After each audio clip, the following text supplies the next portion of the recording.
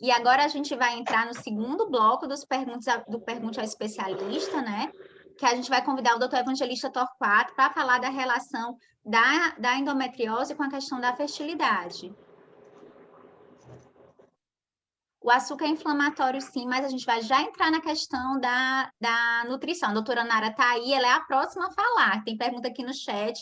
A gente vai entrar ainda na questão da alimentação, meninas. Segurem um pouquinho as dúvidas que a doutora Nara responde já. Doutor Evangelista já está aqui, ok? Que eu tinha desligado o vídeo. O vídeo não, o áudio, né? Pronto.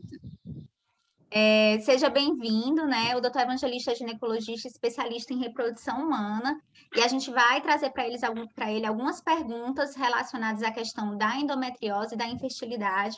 E a primeira pergunta que eu queria trazer é se toda paciente com endometriose vai precisar de ajuda para engravidar, se ela vai ter como sintoma também a infertilidade. Não. Talvez a estimativa seja que metade das pacientes com endometriose não precisem submeter-se a nenhuma técnica e engravidem naturalmente. Obviamente que isso talvez seja mais importante quanto mais cedo você engravidar. Porque eu diria que de toda essa minha caminhada aí desses 30 anos, eu diria que a qualidade do óvulo, que é intrinsecamente relacionado com a idade dele, seria o ponto mais importante. Acho que esse é o ponto crucial. Então, se você tem 25 anos com endometriose, você tem um potencial de gravidez que é absolutamente diferente se você tem 35. Porque o fator prognóstico mais importante é a qualidade ovocitária, que é definido pela idade. Então, é diferente esse aspecto. Endometriose cursa com infertilidade sempre? Não. Muitas mulheres com endometriose irão engravidar sem sequer saber que a tem. Muitas. Então, não cursa obrigatoriamente com infertilidade. Eu acho que se você tem uma endometriose, é só você raciocinar. E aí eu já entro no outro assunto, que é diagnóstico precoce, que é um dos pontos que, para mim, o mundo todo falha. Qual é a lógica você passar 4, 6, 8 anos, como a gente vê as estatísticas, desde que você passou a procurar algum serviço de saúde, seja ele qual for, em qualquer canto, como você pode demorar 4 a 6 anos, 8 anos para ter um diagnóstico? Como? Alguma coisa está falha no processo, ou a anamnese não tá corretamente aplicada, ou o exame físico não está corretamente aplicado, ou você está sem exame de imagem, mas alguma coisa está errada, porque não há lógica isso. E aí o que acontece com essa paciente? Ela estica a vida dela para frente, sem diagnóstico. E aí esse fator é complicador, porque a infertilidade ela é muito relacionada com a tua idade. Ela é muito relacionada, 50% das pacientes com 40 anos, 60% das pacientes com 40 anos são inférteis, têm problema de fertilidade. E isso cai para 15% se você tem menos de 30 anos. A diferença é abismal nisso aí. E aí o que você faz? Você junta a idade e junta com a doença progressiva, que não foi diagnosticada. Por quê? Porque é uma doença com caráter de progressão. Provavelmente sim, porque se você está menstruando todo mês, e nem sempre requer somente a menstruação, mas há uma suposição que se você menstrua todo mês, você vai piorando cada vez mais. E aí, eu já entro no outro assunto, relacionado a endometriose, infertilidade e tempo. Existe uma doença, prima irmã dessa outra, que é a adenomiose. E essa sim tem implicação que eu acredito, para mim, mais severa do que a própria endometriose em relação à infertilidade. Primeiro porque o manejo dela é super complicado. Desde o diagnóstico, não há sequer um consenso se você faz uma biópsia e entrega para 10 patologistas diferentes. Sequer nós temos um consenso do diagnóstico histopatológico. Começa por aí. Então, se eu não sei nem quem eu trato corretamente, direito, se eu não tenho nenhum diagnóstico, digamos, com acurácia, os tratamentos vão ser muito diferentes. E essa foi a pergunta da Geisiane, que chegou pelo Instagram do Gampes, né? É o tratamento da infertilidade na adenomiose, né? Então, eu diria que, eu vou até entrar um pouquinho já no tratamento, já que ela fez a pergunta, a Geisiane. Então, eu diria que essas 3 coisas, um diagnóstico que não foi dado em tempo adequado e que te permitiu programar as coisas, junto com a idade, que esse ponto você não mexe. Todos nós começamos essa live mais jovens. Então ninguém mexe nisso. E com a adenomiose, que é uma doença característica da quarta década, mas a gente tem que frisar que assim, ela é característica da quarta década quando a gente não tinha exames de imagem tão bons. Hoje o que eu observo é que cada vez mais eu tenho, e aí parece assim uma coisinha, adenomiose incipiente. Claro que ela é incipiente, tu tem 32 anos. Olha a importância desse diagnóstico. Olha a importância de você poder planejar com essa paciente. Ei, garota, se tu tem 32 anos e tu já está com adenomiose, tu não deve esperar 5, 6 anos para engravidar. Porque eu não tenho muito como parar ou frear essa doença. A cirurgia dela é extremamente complicada. Não é como a cirurgia da endometriose, onde existe já um domínio, eu não vou dizer absoluto, porque a gente nunca pode se contentar com a perfeição. A gente tem que sempre tentar persegui-la. Mas, poxa, se opera muito bem hoje em dia a endometriose aqui no Ceará. Mas se opera muito bem. Mas vai para a adenomiose. A complicação que é, o nó que essa doença dá. Então, você tem 3 coisas. Idade, endometriose e adenomiose correndo em paralelo. Daí a importância do diagnóstico precoce. Falando de tratamento de adenomiose, e já te colocando que é extremamente complicado, talvez a adenomiose só exista tratamento relacionado à infertilidade numa doença chamada adenomioma, que é um tipo de caracterização da adenomiose no útero, porque é um nódulo mais ou menos definido. Então, essa paciente você tem como operar. Existem outras cirurgias, que eu não quero nem entrar no mérito aqui, porque você tira tanto miométrio, aumentando o risco de perder o útero nessa cirurgia, aumentando o risco desse útero romper numa gravidez, que são cirurgias de absoluta exceção. Então, não quero nem entrar nesse mérito dela. Eu vou ficar no adenomioma, que é uma coisa mais simples de vocês compreenderem, porque essa outra cirurgia ela é muito, muito, muito complexa para entrar nesse mérito. Então, existe um tratamento cirúrgico para adenomiose? Sim, desde que essa doença se apresente na forma de um adenomioma. E como o mioma, né, o mioma do útero, aquele meio redondinho, então o adenomioma é mais ou menos parecido, mas ele é mais nefasto para a fertilidade. Por quê? Porque ali tem células que menstruam todo mês. Enquanto que o mioma, que muitas mulheres têm, não é dessa forma.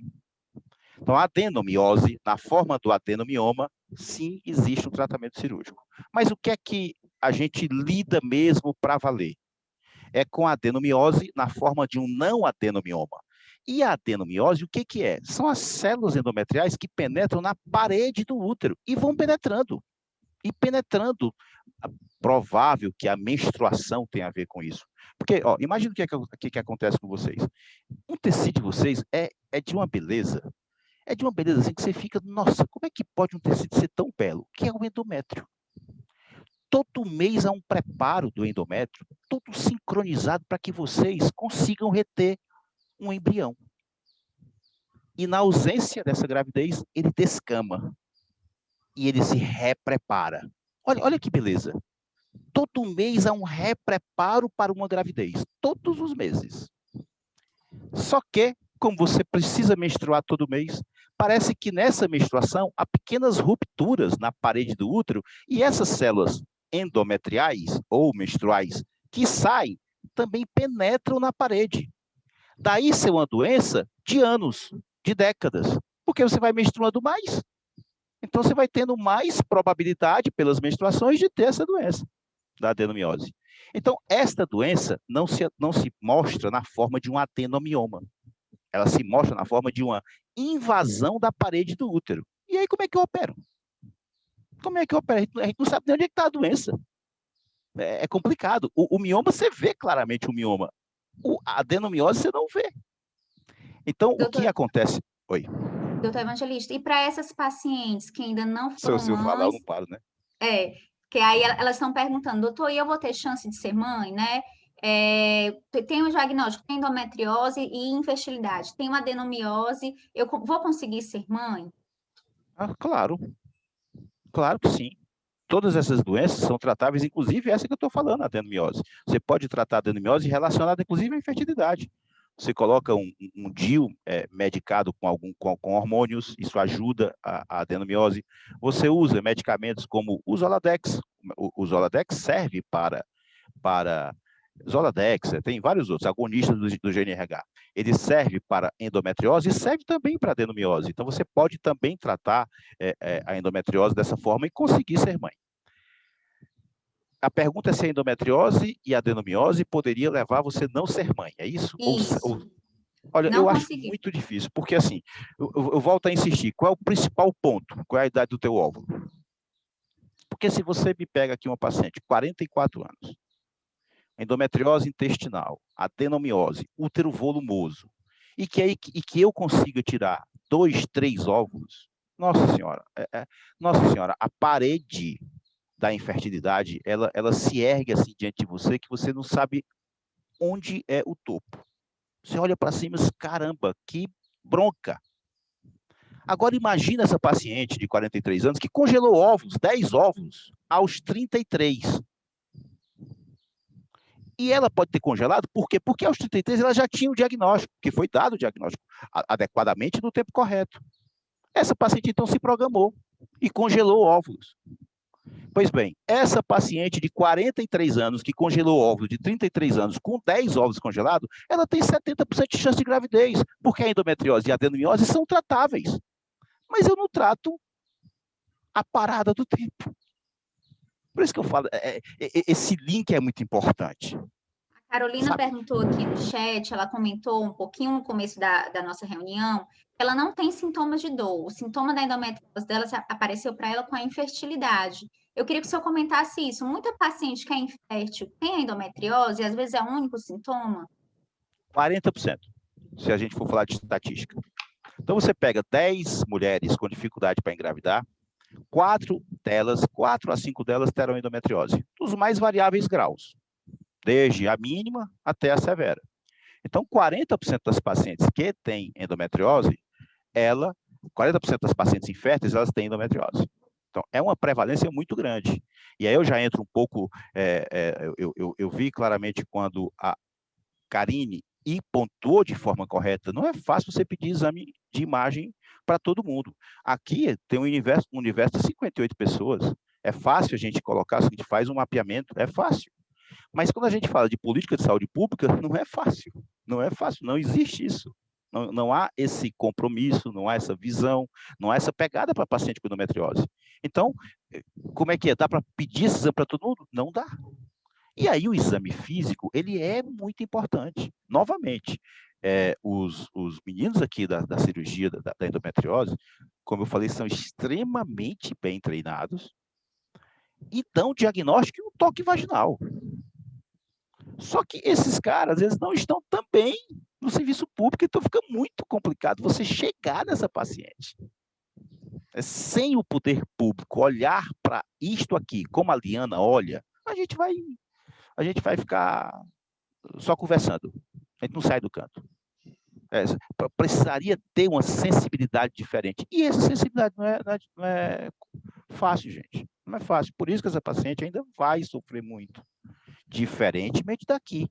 Por exemplo, eu adotei como rotina solicitar mapeamento para endometriose em toda paciente que me procura. Porque qual foi o raciocínio que eu fiz? Ora, se 40% das pacientes inférteis têm endometriose, eu estou falando que eu acerto 4 em cada 10. E essa paciente, muitas vezes, ela tem uma certa necessidade de saber por que ela não engravida. Como se isso trouxesse algum conforto e traz. Pelo menos eu sei o que eu tenho. E se eu sei o que eu tenho, aí eu posso entrar em outro mérito. Se o paciente tem 30 anos de idade, 33 anos de idade, boa reserva, não tem endometriose no ovário, e tem dor, e está infértil, opera essa paciente, poxa. Opera e dá um tempo para ela tentar a gravidez natural, porque aí você vai falar, as taxas vão variar de 40% a 60% de gravidez natural quando você opera essa paciente. Por isso, eu solicito. Hoje mesmo eu atendi uma paciente de 26 anos e 4 meses. 4 anos de infertilidade. Nossa senhora, 22 anos tentando engravidar até os 26, eu mesmo fiquei surpreso com ela. Com uma clínica extremamente sugestiva de endometriose. Eu examinei, porque a consulta é online, e pedi o mapeamento, como eu falo, eu peço para todos. Eu digo exatamente tudo que eu faço. Muito provavelmente essa paciente vai ter endometriose. E muito provavelmente essa paciente vai engravidar com a cirurgia. E muito provavelmente. Doutor, tem duas perguntas aqui para a gente correr com o tempo, relacionadas à questão da cirurgia. Teve uma paciente que mandou uma pessoa que mandou pelo Insta do Gram-Pes. Eu tenho medo de fazer a cirurgia e perder meus ovários, pois o médico disse que a endometriose é grave e não consegui realizar o sonho de ser mãe. O que eu faço? Estou muito angustiada. É a pergunta da Aline. Para Tá, quem já tem endometriose nos ovários e vai passar por uma grande cirurgia, qual é a recomendação? tá. Essa é a paciente que eu diria que seria a paciente que a gente tem que ter o máximo de cuidado possível, o máximo de cuidado possível. Se é uma paciente que vai passar por uma grande cirurgia, eu vou aqui imaginar, obviamente que eu não tenho acesso aos dados delas, mas vamos imaginar que essa paciente, a Aline, tenha endometriose nos 2 ovários. Vamos imaginar, os 2 ovários têm pelo menos algum tumor endometriótico acima de 3 centímetros. Na hora que a gente opera essa paciente, a gente vai tirar a reserva dela. Existem trabalhos que mostram que a queda do antimileriano no primeiro ano pós-cirurgia é por volta de 40%. Então, essa paciente ela vai perder ovário. Qual é o raciocínio que eu aplico para ela? Qual é a tua reserva? Antes da cirurgia. Tua reserva é boa, é muito boa. Vamos colocar o que é uma reserva muito boa? Um antimileriano acima de 3. Então, é uma reserva muito boa. Dá para pensar em operar essa paciente sem nenhum cuidado adicional, a não ser os cuidados cirúrgicos. Os cuidados clássicos na cirurgia, usar pouca corrente elétrica, se possível, dar ponto para fechar o ovário, enfim. Aí a Karine, se vier por ela, pode falar disso melhor do que eu. Então, essa paciente, se tem endometriose bilateral com uma alta reserva, vai para a cirurgia, poxa. Não há preocupação adicional com a reserva dela. Se essa paciente com endometriose bilateral tem baixa reserva, aí eu acho que tem que reconsiderar. Porque, assim, se ela vai perder o que já está baixo, conversa com ela se ela quer entrar em algum programa de preservação. E aí vai ser preservação de óvulos se não tem algum companheiro, ou preservação de embrião se tem algum companheiro. Mas primeiro conversa isso com ela. Deixa isso ela pá, por quê? Há uma possibilidade, entrando um pouco no método que ela falou, de que essa paciente fique sem reserva ovariana. É baixo. Talvez algo em torno aí de 5%. Karine pode me ajudar nessa estatística melhor do que eu.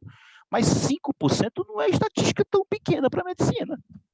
1% dos pacientes com Covid morrem. Olha aí a loucura que a gente está passando. Então, 5% não é estatística tão baixa. Então, essa paciente, ela merece, na minha visão, endometriose, principalmente se no ovário.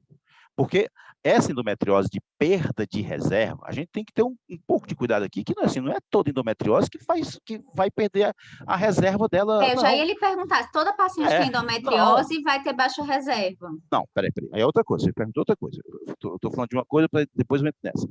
O que eu quero dizer é o seguinte, se você vai operar um nódulo no intestino, isso não vai mexer na sua reserva, não. Você pode operar sem esse receio. Eu estou falando eu caracterizei a Aline como endometriose grave com endometrioma nos 2 ovários, com baixa ou alta reserva, para que a gente pudesse mais ou menos definir um pouco o que pensar para ela. Se você tem uma endometriose fora dos ovários, opera, poxa. Opera, isso não vai mexer na tua reserva. Agora, o que é que a gente precisa falar? E olha como as coisas se interligam. É fato que a paciente com endometriose parece ter uma maior perda de óvulos do que qualquer outra paciente. Isso parece um fato. É fato que a paciente com endometriose avançada intestinal e endometriose ovariana, e principalmente ovariana, ela tem menos óvulos quando eu faço uma punção. Então, isso também parece um fato que a gente pode falar.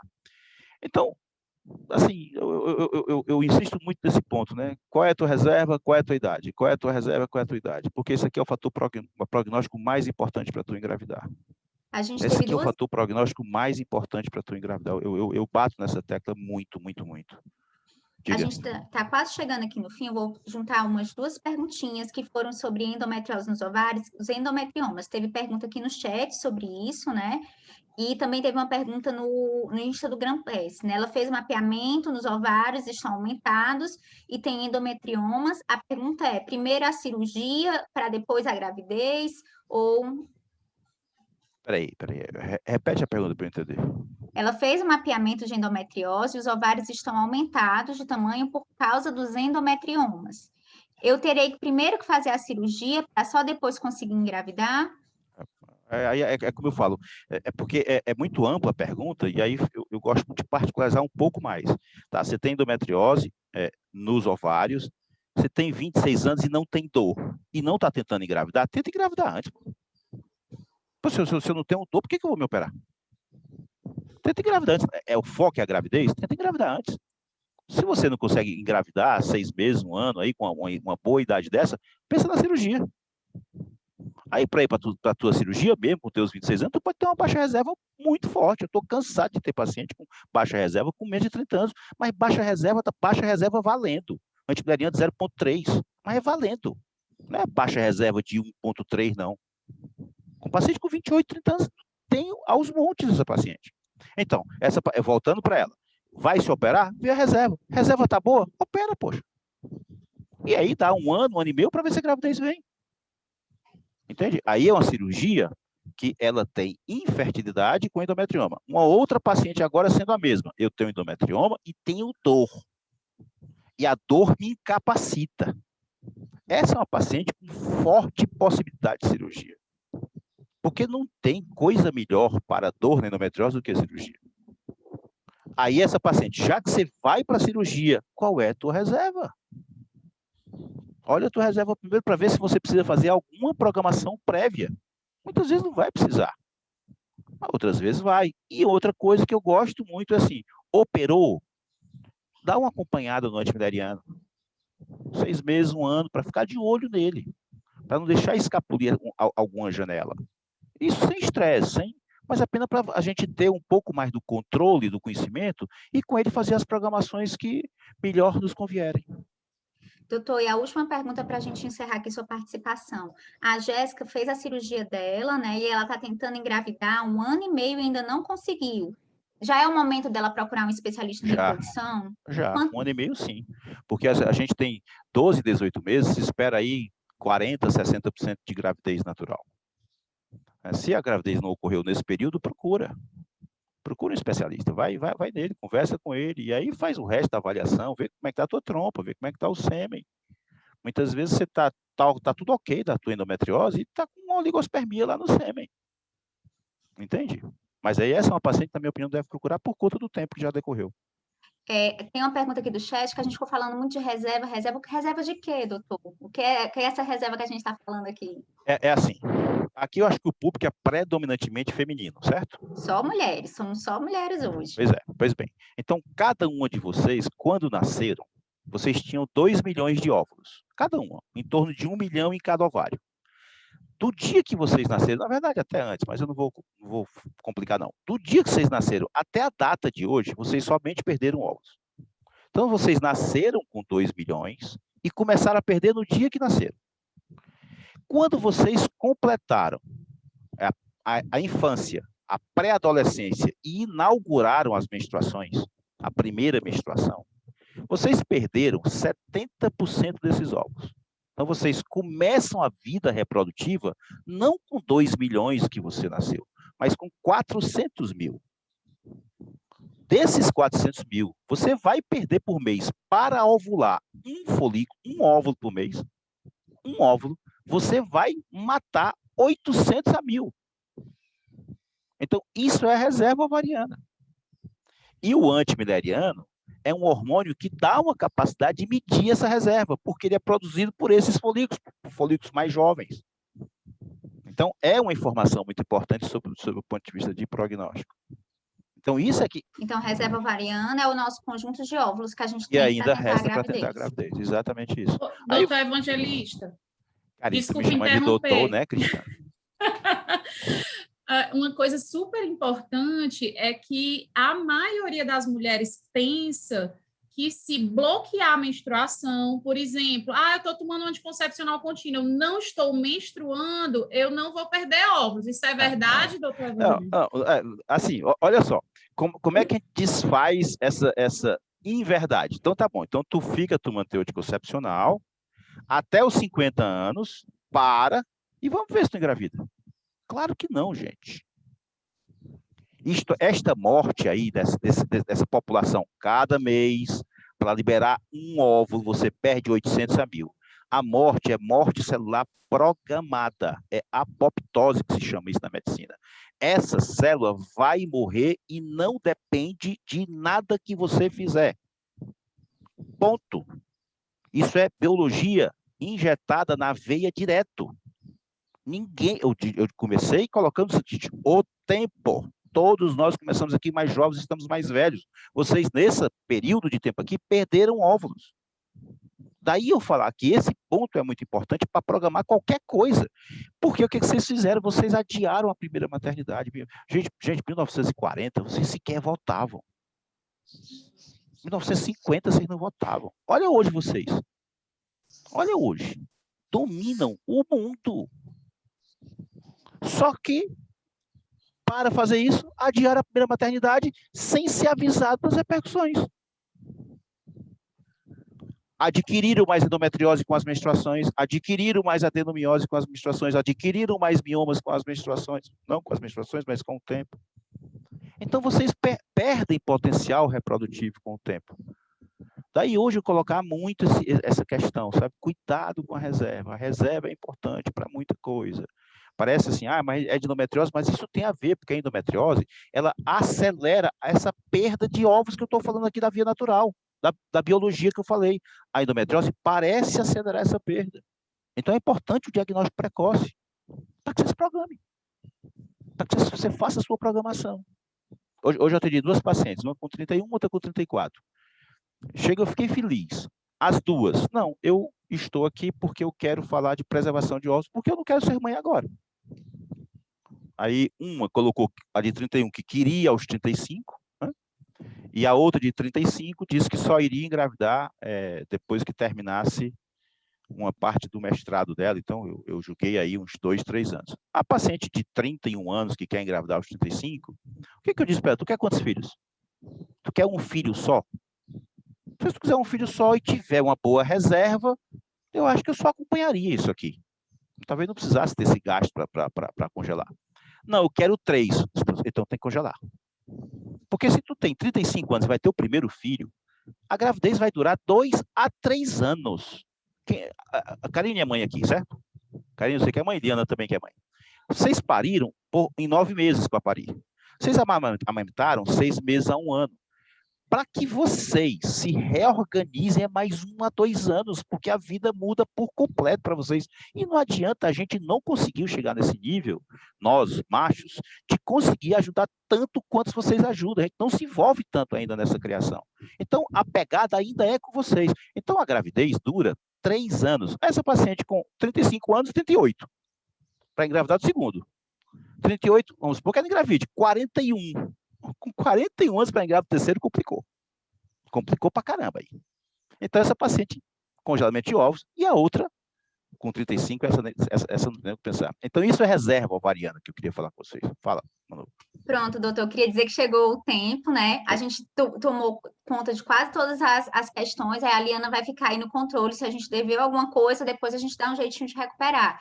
E eu queria chamar agora para a gente continuar a programação a doutora Nara, que é nutricionista, e vai falar um pouquinho, né, do que a gente conversou aqui, que todo mundo trouxe um pouquinho na fala, a Nase, a Karine, né, doutora Karine, da importância da alimentação. Doutora Nara, pode ligar o microfone, por favor? Olá, boa tarde, obrigada, Manu. Vi aí a fala da doutora Karine e do doutor Evangelista, que fazem parte da minha rotina também, a gente acompanhando junto aí as pacientes. E aproveito na minha apresentação dizer que eu também sou 1/10, né? Tive o diagnóstico em 2018 e que eu corroboro aí quando eu vi a Nase contando a história dela, como escuto de muitas pacientes essa questão da subestimação da dor da mulher, né? De que, não é nada, é uma cólica, toma uma medicação. Então, a gente precisa ter esse cuidado, essa atenção realmente no diagnóstico. E a alimentação, ela gera um efeito muito bom. Eu já vou comentando uma pergunta que a Manu falou, que era assim, a alimentação, ela pode curar a endometriose? Não, de forma alguma, Porque a endometriose, ela é uma doença crônica, então nem a alimentação e mesmo que exista a cirurgia, a medicação, a gente precisa considerar que ela é uma doença que precisa de um cuidado contínuo, né? Eu costumo falar para as pacientes, quando eu ouvi o relato da Karine, né, falando que as pacientes chegam, eu sou uma sorteada, ganhei na Mega Sena, ao contrário, né? Mas eu costumo dizer para as pacientes que, na verdade, se você tiver uma postura de responsabilidade, de autocuidado, na verdade, a gente pode ter muito sucesso com a saúde, porque a gente tem a endometriose, mas se a gente se cuida bem por conta da endometriose, a gente está prevenindo aí uma série de outras doenças, né? Esse autocuidado, essa construção de você cuidar da alimentação, fazer exercício físico, dormir bem, como já foi comentado pela Karine, isso faz com que te traga uma qualidade de vida não só para a endometriose, mas para essa saúde da mulher como um todo. Então, a mulher da endometriose, eu acho que ela tem, na verdade, também aí uma vantagem, né? Porque ela tem ali uma doença, lembrando. Doutora Nara, por favor, liga de novo o seu som, porque eu tive só um errozinho aqui na operação, por favor. Pronto, Obrigada. deu certo. Então, a endometriose, ela fica sempre lembrando a mulher que ela precisa desse autocuidado e que muitos aspectos da alimentação, eles precisam ser trabalhados e as perguntas surgiram em torno disso, assim, é quase que um luto. Eu vou ter que me despedir do meu doce, eu vou ter que me despedir da minha carne vermelha, eu vou ter que nunca mais comer glúten e o mundo só tem glúten, né? Parece que saí de casa, estou no mundo, tudo tem glúten, eu vou morrer agora, né? E a gente precisa encontrar, na verdade, um equilíbrio no meio desse processo, porque, assim, tudo depende. Na alimentação, tem uma alimentação voltada para essa melhora dos sintomas da endometriose, lógico, e que ela é mais voltada para uma alimentação mais natural, rica em frutas, verduras e legumes. Isso não só pelo motivo de não ter glúten, né? Mas por ser uma alimentação anti-inflamatória, por ser uma alimentação que favorece o bom funcionamento intestinal, e isso é positivo para que melhore o perfil inflamatório lá da pelve, né? Por serem alimentos que contribuem positivamente para a sua constituição. Então, quando você come uma fruta, uma verdura, um legume, junto com a comida vem vitamina, mineral, vem uma série de nutrientes. Quando você come um pão, um bolo, um alimento industrializado, ultraprocessado, ele tem caloria, mas ele não tem muito desses nutrientes bons que constroem o seu corpo, né? Então, o perfil inflamatório da dieta, ele não vai depender de um fator, ele vai ser um conjunto. Então, eu como fruta, verdura, legume e a carne vermelha. Precisa tirar totalmente, precisa reduzir, tá? Uma grande confusão que gera com relação a esse fator da carne vermelha é que a maioria dos estudos, eles colocam a carne vermelha sendo analisada no mesmo grupo dos produtos cárnicos, porque nos Estados Unidos tem muito isso, a carne vermelha está lá junto com linguiça, salsicha, carne de lata, e esses produtos cárnicos têm um potencial pró-inflamatório muito grande. Aquela carne natural que a gente compra fresca e prepara o bife em casa com tempero natural, ela teria um perfil menos inflamatório, né? Aí, assim, então eu vou poder comer carne vermelha todos os dias? Não, isso não é recomendado para ninguém, nem quem não tem endometriose. Precisa ter um equilíbrio entre o peixe, o frango. E assim, brincadeiras à parte, né? Muitas pacientes chegam falando disso, o preço que tá a carne também, né? Ficar comendo carne todo dia, o supermercado tá um terror. Se já existiu uma reclamação das pacientes com relação ao custo da dieta, né? Carne vermelha, além de não ser recomendado, vem com isso. Mas, lógico, os outros produtos cárnicos, que aí vem linguiça, salsicha, salame, presunto, esses realmente devem ser evitados, assim, completamente, né? Deixar, assim, para exceção da exceção. E aí, outra dúvida que veio lá na pergunta, e o glúten, né? E o glúten? Gente, também, assim, exploro que a questão não é só o comer ou não comer o glúten, é a quantidade de vezes que você faz isso. É comum a gente encontrar pessoas que relatam comer glúten, mas o glúten é só ele que tem na alimentação, ó, presta atenção. Vamos supor que a pessoa vai, acorda, café da manhã, ela come ou bolacha ou pão, glúten. Aí ela tá no trabalho, vai fazer um lanche, ela come um biscoitinho de pacote, doce ou salgado, glúten. Aí ela vai almoçar, ela come com macarrão, glúten novamente. Ela chega no lanche da tarde, é um bolinho, é uma bolachinha, novamente glúten. No jantar, ela vai comer um sanduíche com pão, às vezes não, mas é pão integral, né? Ou então ela come uma sopa com torrada, ou então ela come um macarrão, glúten novamente. E aí, gente, isso não é bom também para ninguém. Você tem um leque de farinhas, você tem farinha de milho, do cuscuz, você tem a farinha da mandioca, da tapioca, você tem vários grãos, arroz, linhaça, chia, enfim. Você tem uma variedade tão grande de alimentos, por que você precisa se restringir a comer sempre o mesmo alimento todos os dias, toda hora, em todas as refeições? Então, fazer essa variação alimentar é o primeiro passo. Então, quando a paciente chega muito apaixonada por glúten, né, no primeiro momento, eu acho que nem é possível fazer esse corte todo de uma vez, porque é realmente um luto. Então, a gente vai diminuindo e depois vai reduzindo essa frequência. Eu sou a do clube que deixei o pãozinho integral no café da manhã, né? E fui reduzindo em outras. Tem uma pergunta aqui no chat também, agora, doutora, sobre a lactose, né? A lactose também é inflamatória e tem muito essa relação de paciente com endometriose e com essas intolerâncias alimentares, né? Poderia comentar um pouquinho sobre isso? Isso. Na verdade, o problema do leite não é a lactose é o açúcar do leite. O componente do leite que gera a inflamação é a proteína do leite. Então, independente dele ser integral, desnatado, sem lactose, com lactose, ele vai ter um perfil inflamatório caso a paciente corresponda a isso. Colocaram aí até no comentário a caseína, né? Exatamente. Então, assim, não é só isso. E tem essa questão da frequência também. Então, tem pacientes que já têm intolerância à lactose, que vão ter sintoma pela sua intolerância à lactose, não diretamente por conta da endometriose. E aí, a gente pode encontrar um consumo de leite que também não seja o leite líquido várias vezes ao dia, substituindo refeição, ou queijo o dia inteiro. E por que que isso acontece, né? Essas intolerâncias alimentares. Então, é uma doença inflamatória. Essa inflamação, ela não é retida à pelve, não é retida ao local específico que está o tecido endometriótico. Essa inflamação, ela perpassa por todo o corpo. E quando essa inflamação, ela chega no intestino, ela facilita um processo que a gente chama de permeabilidade intestinal. O nosso intestino, ele é um tecido bem fechadinho. Imagina aquela barreira de policiais do choque, né? As células do intestino são daquele jeito, uma ao lado da outra, bem para não deixar ninguém passar. E aí, no momento que eu gero um alimento inflamatório, ou glúten, ou leite, ou um alimento industrializado, ele aumenta essa permeabilidade intestinal. Então, a barreira que existia lá, ela começa a ficar mais frouxa.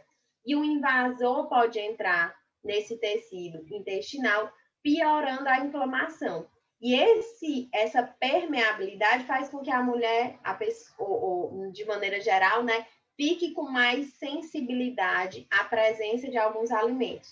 O glúten e o leite são os mais comuns, mas eu já acompanhei casos de mulheres que ficam se expondo a isso, que aí está o fator negativo, fica negando. Ai, mas eu gosto tanto de comer o glúten, vou comer. Ai, mas eu gosto tanto de comer o leite, vou morrer comer. Pela boca, né?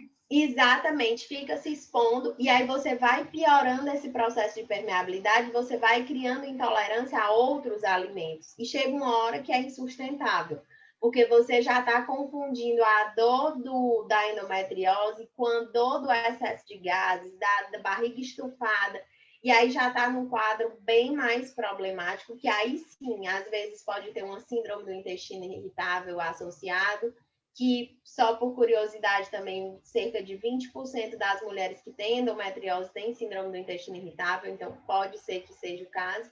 E aí a gente não pode ficar se super expondo a esse alimento que faz mal. Tem que aprender também esse processo de ouvir o corpo. O meu limite é esse. Como você falou, né, Manu? Eu deixei meu pãozinho ali no café da manhã. Consigo conviver com isso. O meu limite, Nara, é 1 a 2 vezes por semana. Se eu comer glúten todos os dias, por 4, 5 dias seguidos, eu já não fico bem. Doutora, tem aqui do chat também a Joana perguntando: café, chocolate amargo, linhaça, grão de bico, soja são indicados para alimentação com mulheres com endo? Peraí, que foi uma lista bem grande aí, né? É. A gente tem alimentos de vários grupos diferentes, né? De maneira geral, o açúcar deve ser evitado, já puxando para outra pergunta que estava, né? Mas é esse açúcar em excesso. E aí, o que é o excesso? Gente, seguinte, às vezes a nutricionista na consulta pergunta: você come muito açúcar? Não, não como. Mas se bota para fazer um recordatório, assim, para a pessoa anotar todo o açúcar, ele está escondido. É o cafezinho, às vezes você trabalha o dia inteiro e aí você sempre está lá com um cafezinho acompanhando e o cafezinho tem açúcar.